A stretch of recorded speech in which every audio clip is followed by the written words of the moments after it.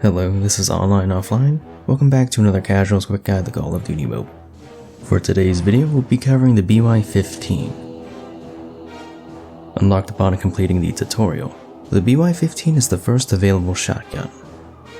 There have been many other pump-action shotguns in the Call of Duty franchise.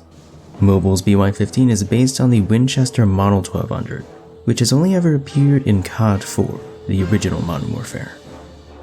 As a departure from his lever-action shotguns like the Model 1887, John Moses Browning developed the pump-action Model 1893 for Winchester, which would later be refined into the Model 1897, favoring smokeless powder over black powder.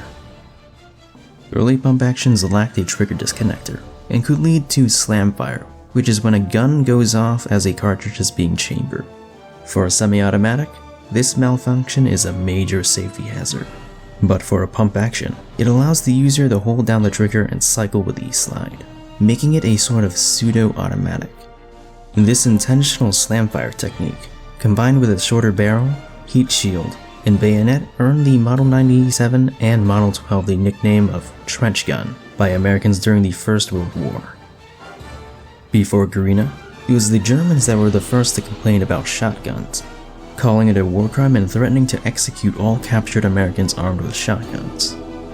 The Americans threatened to do the same for any Germans found with Flammenwerfers.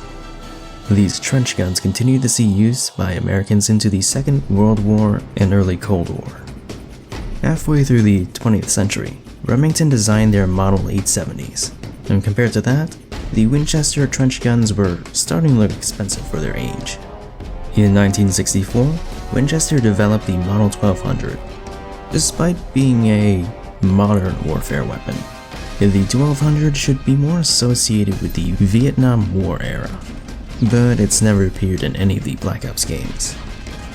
In the 80s, the Model 1300 replaced the 1200 when the US Repeating Arms Company gained a license to produce Winchester firearms, but they went bankrupt, and were then bought by the Estelle Group. The 1300 was discontinued, but it still technically lives on in the form of the Winchester SXP and FN Tactical Police Shotgun. Moving on to in-game stats. Like most shotguns, the BY15 fires 12 pellets per shot, 4 in the center, 8 around.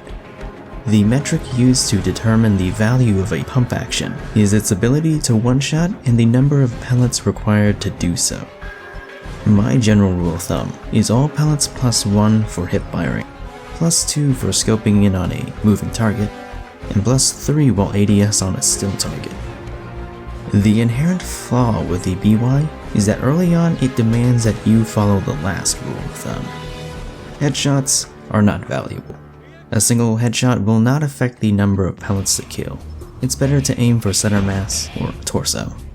Luckily, the BY has one of the best accuracy stats in the shotgun class for both ADS and hip fire.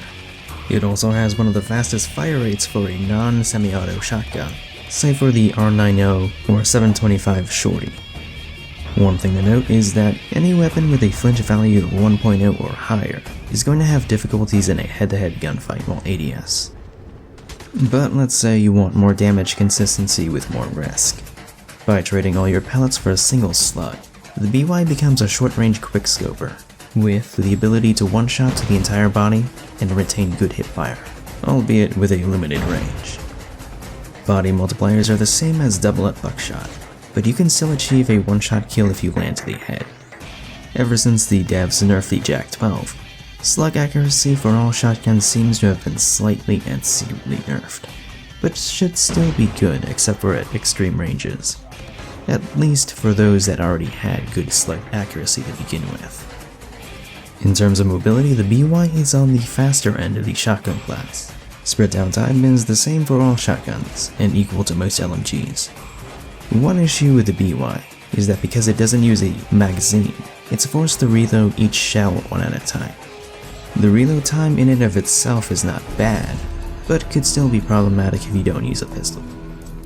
In the earlier seasons, the BY15 and HS-0405 were the best shotguns, which isn't saying much considering its other fellow competition, and the KRM was still locked behind supply crates back then.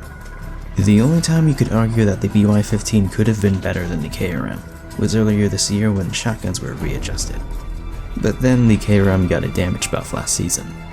The numbers may be different, but much of what was said in my previous KRM video still stands.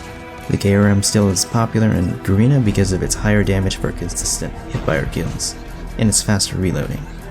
And because you don't have to ADS with the KRM, you don't have to worry about ADS bloom or high flinch. Even as an ADS shotgun, I'd say that the R9O is superior, not because of its one-shot potential, but because of its faster fire rate for follow-up shots. I do think that it's possibly the second best shotgun behind the Jak-12 to use slugs, because of its faster fire rate and accuracy. Does the BY need a buff? Yes. Either its second range should be buffed to deal 20 damage and kill in 5 shots to alleviate its hipfire performance, or double down on its status as an ADS shotgun and have its third range deal 17 damage, allowing it to more consistently kill with ADS. I'd also like to increase its fire rate, either base or with a signature attachment to allow for slam fire like its predecessors. I know that the Model 1200 and 1300 have trigger disconnectors to prevent that, but even then the 1300 is considered one of the fastest cycling pump action shotguns in the world. But hey, that's just my opinion. This has been a Casual's Quick Guide.